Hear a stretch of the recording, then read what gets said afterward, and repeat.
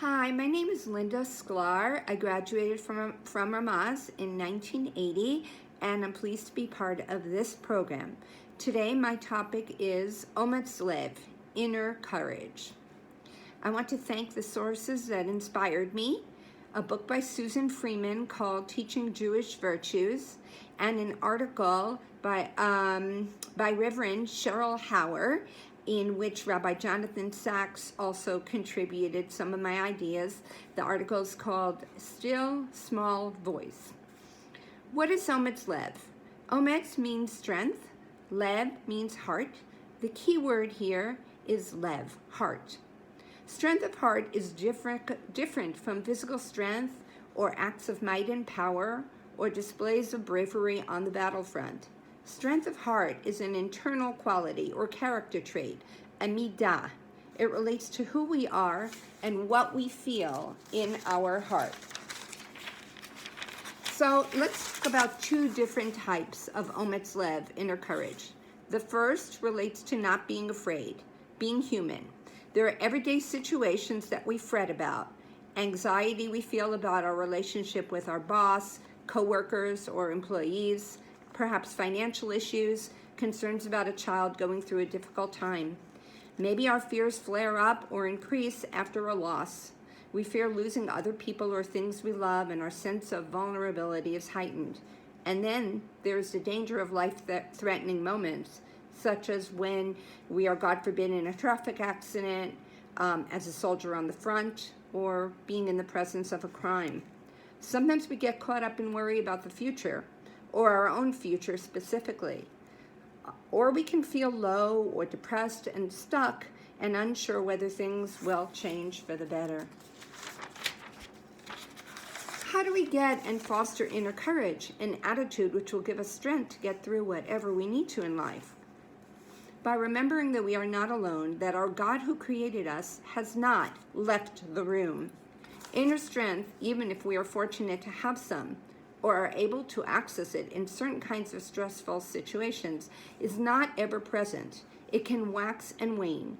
Ometz Koach needs to be cultivated and renewed every day. It needs to be accessed from within us and brought forth. We can do this through tefillah. One tefillah in particular has resonated with me since I was old enough to understand the meaning of the words. In the morning or Shachrit prayers, we say, Adon Olam, Master of the Universe. At its conclusion are these powerful words, Biyado afkid ruchi be'etishan va'ira ve'imruchi gviati Hashem li v'lo ira. Into his hand I commit my spirit when I sleep and when I awake, and with my spirit, with my body, God is with me. I shall not fear. We place our lives in God's hands, in whose hands our lives reside anyhow, meaning we trust God to take care of us, to do what's best for us, to be there with us, and to give us that extra strength we need to make it through. Emunah, faith, is therefore, I believe, a hand-in-hand component of inner courage. Let's take a look at another kind of inner strength. It relates to developing the character trait or midah of Ometz Lev. The courage to persist and endure whatever it takes to refine oneself as a person, or to follow through with a mission one believes in and takes on. Refining oneself calls for being open to making changes, something we as human beings tend to resist.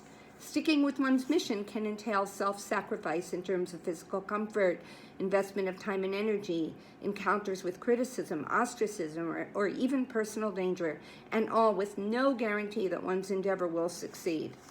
Let's go way back in time to Abraham Avinu, our forefather Abraham, who counter to the world of idols and polytheism around him, recognized and declared Hashem to be the one and only God. Abraham is called Abraham HaIvri because of the Hebrew word me'ever, meaning on the other side.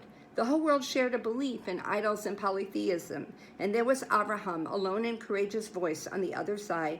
Abraham, in sticking with his beliefs, exhibits Ometz Koach. We who are small cannot be Abraham, nor are we expected to be. Yet we do have a voice within that tells us when we are on our own right path, when we are or are not acting consistent with our beliefs. We live in a world with many ideas and ways of life that are inconsistent with Jewish or Torah values. It's very easy to lose our compass, to walk off or waver from a straight and narrow path.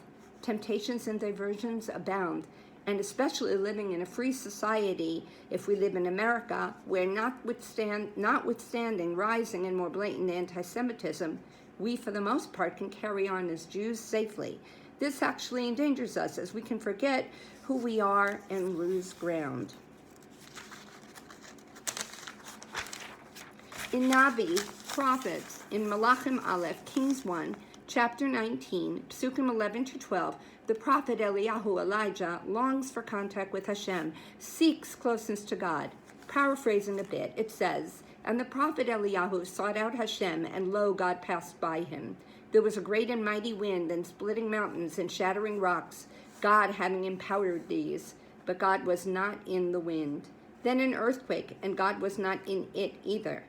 After the earthquake, fire, but God was not in the fire. And finally, Kol Dmama Daka Yishama, a soft and murmuring sound, and Eliyahu recognizes this as the presence of God." The still small voice, what exactly is that? It is there, but it must be discerned. In the bustle of activity of daily life and the ever-quickening pace of modern society, the noise and hurry and distractions block our path to God, and often to our inner voice as well. That voice which is tied to the essence of who we are and what we are about, being perhaps yet another way in which we are made B'Tselem Elohim, in God's image. In these very strange days of quiet and shutdown and slowed pace and time to be and breathe and stop and think and be still and listen. Perhaps we need to take this opportunity to get back in touch with God, our source, and the source of everything. It takes inner courage to deal with change, with things we cannot possibly predict and cannot control. With Ometz Lev, inner courage, derived from knowing God is with us, we can surely weather these times and others in the course of our life journey, and even find within ourselves the wherewithal to grow.